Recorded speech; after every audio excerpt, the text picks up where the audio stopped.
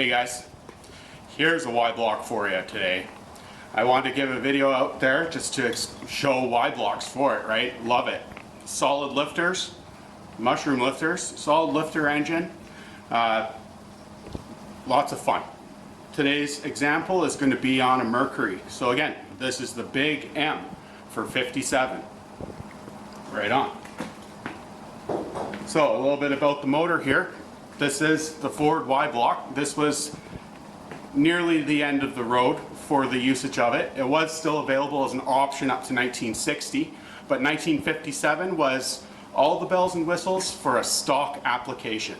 So the car we're looking at today is the 57 Mercury. Again, this was the end. Mercury was then sold from Ford directly to create MEL, which is Mercury Edsel Lincoln. This is still Fomoco, which is Ford Motor Company. Ford on all the glass, Ford everywhere. But without further ado, let's take a look at the motor. So this is the 312 Y block here. What this came with factory would have been your highest flowing heads for its time on the Y block platform. There were some truck heads that came out, which were a little bigger, I believe, but for the most, this is ECG heads would be the slang terminology you'd hear in Y block world. The carburetors on this motor are Holley 4000 carburetors. So these got quite a reputation back in the day, going a little uncared for and derelict. They were Holley 4000. They had a few names out there. It's the Holley Teapots. They had another one as Holley Haystack, and they had Holley, I even heard Towering Inferno before. The deal with these carburetors is, we've got a pointer here.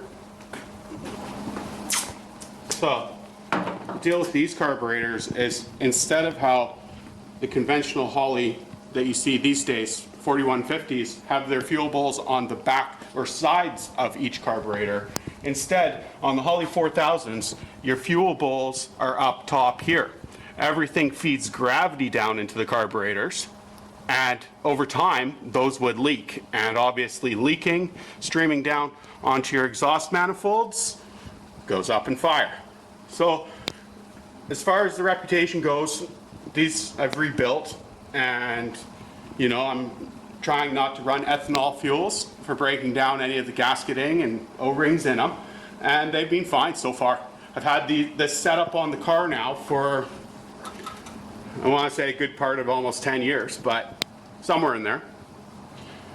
So this is a 1956 Ford intake. This would have been a factory E-code intake seen on many of the Thunderbirds of their time. So that got you your two carburetors. One little modification that needs to be done on these, or major, is your valley pan on it. So down here, you're going to barely be able to see, but there is a finned valley pan.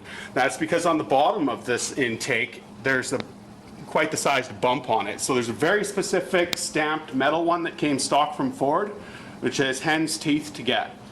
This, it is what it is. It's a finned valley pan.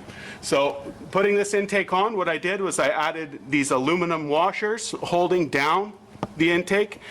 What that does is it just doesn't scar the aluminum intake itself on it. The valve covers I dressed this car out with, they're old Calico valve covers that came off of a guy that was selling castings of this, starting to reproduce them. I polished these up, put on these little wing nut things on the side of them too for the touches, final finishing touches, right? These heads were fully rebuilt. They're got hardened seats in them now, and stock, your rockers on these are 1.54 ratio. So for its time, that was plenty and awesome. Quick reference, I think Chevrolet's small blocks, they're about 1.5, so a little bit more in these. But solid lifters, that's where it's at. I love the solid lifter sound. The sound and firing order on this motor, pretty darn hard to beat. Once you get used to hearing a Y block, you just gotta love it. Stock, this car comes with dual exhaust as well. So I've got that running through glass packs, and we're gonna fire it up here in a minute and take a look and show it to you. Couple more cool things I want to tell you about the motor though. And then we'll just keep going to the other side. So now this motor with the port polished heads, dual exhaust, dual fours, I'd say we're probably lucky to get 260 horsepower. This motor was rated at about 235 with just the stock 4-barrel on it. And, you know, apart from that, it's stock. Distributor on this car was the first year for centrifugal advance. So a lot of other wide blocks will always get an upgrade to this style of distributor.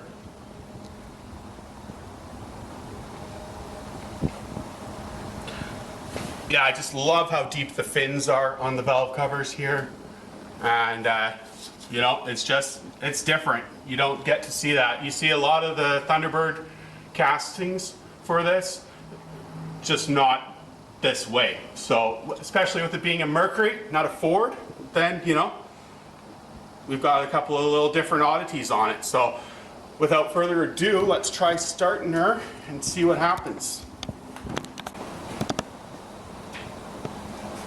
Okay guys, I just turned on the ignition and we're going to jump the starter solenoid. Let's see how it goes.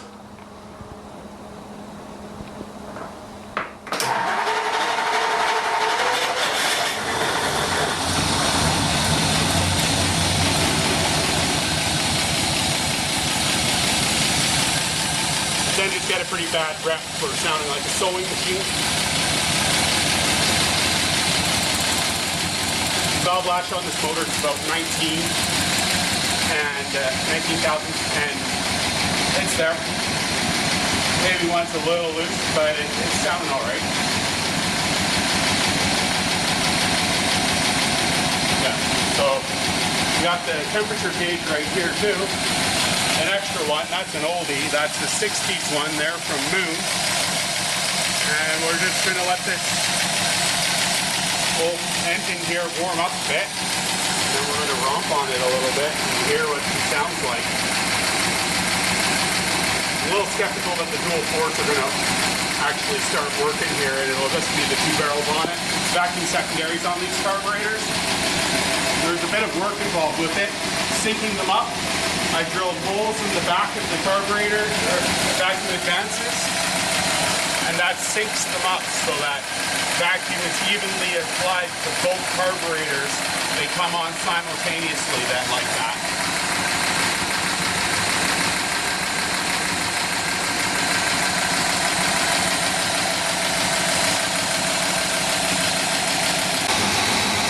Right on. So, both of these got drilled out on the back of the vacuum canisters. That syncs the vacuum secondaries on these carburetors.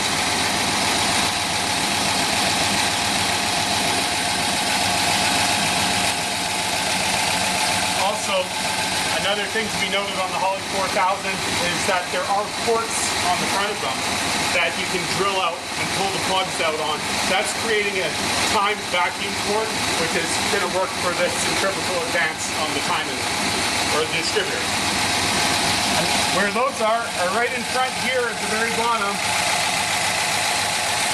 And those have little caps that you can drill out and pull it out, and then put a little piece of pipe in there. And then you've got your vacuum advance for your carburetor.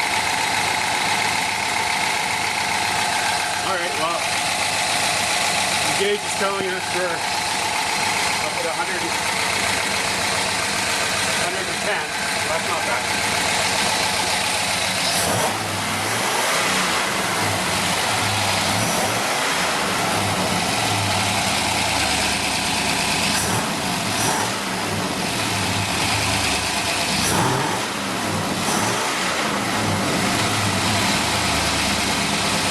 Up at about 130. 130. Let's see it.